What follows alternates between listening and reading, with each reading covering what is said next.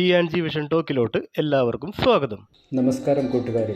ഇന്ന് നമ്മൾ എത്തിച്ചേർന്നിരിക്കുന്നത് കേരളത്തിലെ പത്തനംതിട്ട ജില്ലയിലെ നിരണം ഗ്രാമത്തിൽ സ്ഥിതി ചെയ്യുന്ന അതിപുരാതനമായ നിരണം തൃക്കപാലീശ്വരം മഹാദേവ ക്ഷേത്രത്തിലാണ്.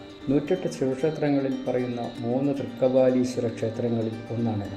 മറ്റുള്ള 2 തൃക്കപാലീശ്വരങ്ങൾ പെരളശ്ശേരിയിലും നാദാപുരത്തുമാണ്.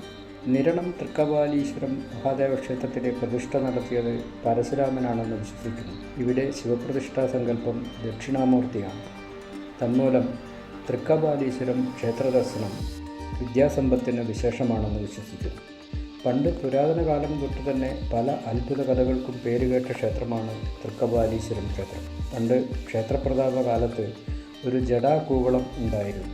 ഒരു സർപ്പസാന്നിധ്യം പതിവായി കൂവളത്തിൽ ഉണ്ടായിരുന്നു. എന്നാൽ ക്ഷേത്ര ജീർണാവസ്ഥ ആരംഭിച്ചപ്പോൾ മുതൽ അത് ഇല്ലാതായതും പറയുന്നു. ഈ അടുത്തിടെ മുതൽ ഈ സർപ്പസാന്നിധ്യം ഉണ്ടാവുകയും അത് ഇപ്പോഴും തുടരുകയും ചെയ്യുന്നു. മറ്റു ക്ഷേത്രങ്ങളിലൊന്നും കാണാത്ത ദേവീ രൂപങ്ങളിലുള്ള സപ്തമാതാക്കളുടെ പ്രതിഷ്ഠ വളരെ പ്രത്യേകതയുള്ളതാണ്. മറ്റു പ്രധാന ക്ഷേത്രങ്ങളിൽ ദക്ഷിണഭാഗത്തായി ബലിക്കല്ല് രൂപത്തിലാണ് സപ്തമാതൃക്കളെ പ്രതിഷ്ഠിച്ചിരിക്കുന്നത്. എന്നാൽ ഇവിടെ അവർക്കായി പ്രത്യേക പ്രതിഷ്ഠകളുണ്ട്. ആദിപരാശക്തിയുടെ വിഭിന്ന രൂപങ്ങളാണ് സപ്തമാതാക്കൾ. ദേവീ മാഹാത്മ്യത്തിൽ സപ്തമാതാക്കളെപ്പറ്റി പറയുന്നുണ്ട്. ബ്രഹ്മാണി, വൈഷ്ണവി, മഹേശ്വരി, കൗമാരി, വരാഹി, ഇന്ദ്രാണി, ചാമുണ്ഡി എന്നീ ദേവിമാരാണ് സപ്തമാതാക്കൾ. കണ്ണശ കവികൾ എന്ന് പ്രസിദ്ധരായ നിരണം കവികൾക്ക് ജ്ഞാനോദയം കൊടുത്ത് അനുഗ്രഹിച്ചത് ഇവിടുത്തെ തൃക്കപാലീശ്വര ദക്ഷിണാമൂർത്തിയാണെന്ന് അവർ വിശ്വസിച്ചിരുന്നു. മാധവ പണിക്കർ, ശങ്കരപ്പണിക്കർ, രാമപ്പണിക്കർ എന്നിവരാണ് നിരണം കവികൾ അഥവാ കണ്ണശ കവികൾ എന്നറിയപ്പെട്ടുപോകുന്നത്. ഈ തിരുനടയിൽ ഇരുന്നാണ് അവർ കണ്ണശരാമായണം മലയാളത്തിന് സമർപ്പിച്ചത്. മലയാള സാഹിത്യത്തിൻ്റെ ആദ്യകാല ചരിത്രത്തിൽ നിരണം കവികളുടെ സംഭാവന എടുത്തു പറയത്തക്കതാണ്. മണിപ്രവാളത്തിലൂടെ ശൃംഗാരത്തിലേക്കും അശ്ലീലത്തിലേക്കും വഴുതിക്കൊണ്ടിരുന്ന മലയാള സാഹിത്യത്തെ ഭക്തിരസപ്രധാനവും കാവ്യഗുണസമ്പന്നവുമാക്കാൻ സഹായിച്ചത് കണ്ണശന്മാരാണ്. വാൽമീകി രാമായണം ആദ്യമായി മലയാളത്തിനും കേരളക്കരക്കും പരിചിതമായത് കണ്ണശരാമായണത്തിലൂടെയാണ്.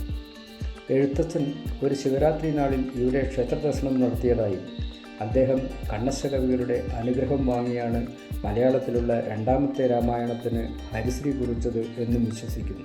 വളരെ പുരാതന ക്ഷേത്രമാണിത്. പമ്പാനദിയുടെയും മണിമലയാറിൻ്റെയും മധ്യത്തിലുള്ള പ്രദേശമാണ് നിരണം. അവിടെയാണ് വളരെ പുരാതനമായ തൃക്കപാലീശ്വരം ക്ഷേത്രം സ്ഥിതി ചെയ്യുന്നത്. വിദ്യാദേവനായ ദക്ഷിണാമൂർത്തിയുടെ ഭാവത്തിലാണ് തൃക്കപാലീശ്വരൻ ഇവിടെ കുടികൊള്ളുന്നത്. കണ്ണശകൃതികളുടെ കാലത്ത് പ്രസിദ്ധിയാർജിച്ചിരുന്നു ഇവിടം. അനവധി പ്രത്യേകതകളിൽ ഒന്നാണ് ഇവിടുത്തെ ശിവലിംഗം. ഹിമാലയത്തിൽ മാത്രം കണ്ടുവരുന്ന ഒരു പ്രത്യേകതരം ശിലയിൽ തീർത്തതാണ് ഇവിടുത്തെ ശിവലിംഗം. പ്രധാന മൂർത്തിയായ കാപാലീശ്വരൻ ദക്ഷിണാമൂർത്തിയായ ശിവലിംഗ രൂപത്തിൽ ഇവിടെ കുടികൊള്ളുന്നു. കിഴക്കോട്ടാണ് ദർശനം. തിരുവല്ല നിരണം ഗ്രാമത്തിലാണ് ക്ഷേത്രം സ്ഥിതി ചെയ്യുന്നത്.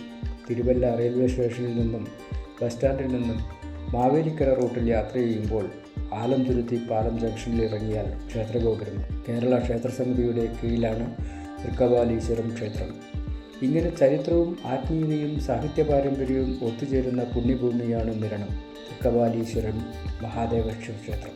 കേരള ക്ഷേത്ര സമിതിയുടെ കീഴിൽ പ്രവർത്തിക്കുന്ന ഈ ക്ഷേത്രം ഇന്നും അനേകം ഭക്തരുടെ വിശ്വാസത്തിൻ്റെയും ഭക്തിയുടെയും കേന്ദ്രമായി നിലകൊള്ളുന്നു. ഈ വീഡിയോ നിങ്ങൾക്ക് ഉപകാരപ്രദമായെന്നും ഇഷ്ടമായെന്നും കരുതുന്നു. വീഡിയോ ഇഷ്ടമായെങ്കിൽ ലൈക്ക് ചെയ്യാനും നിങ്ങളുടെ അഭിപ്രായങ്ങൾ കമൻറ്റ് ചെയ്യാനും ഇനിയും ക്ഷേത്രങ്ങളെയും ചരിത്രപ്രധാന സ്ഥലങ്ങളെയും പരിചയപ്പെടുത്തുന്ന വീഡിയോകൾക്കായി ചാനൽ സബ്സ്ക്രൈബ് ചെയ്യാനും മറക്കരുത്. എല്ലാവർക്കും ഭഗവാൻ തൃക്കപാലീശ്വര മഹാദേവൻ്റെ അനുഗ്രഹമുണ്ടാകട്ടെ. ഓം നമഃ ശിവായ. നന്ദി, നമസ്കാരം.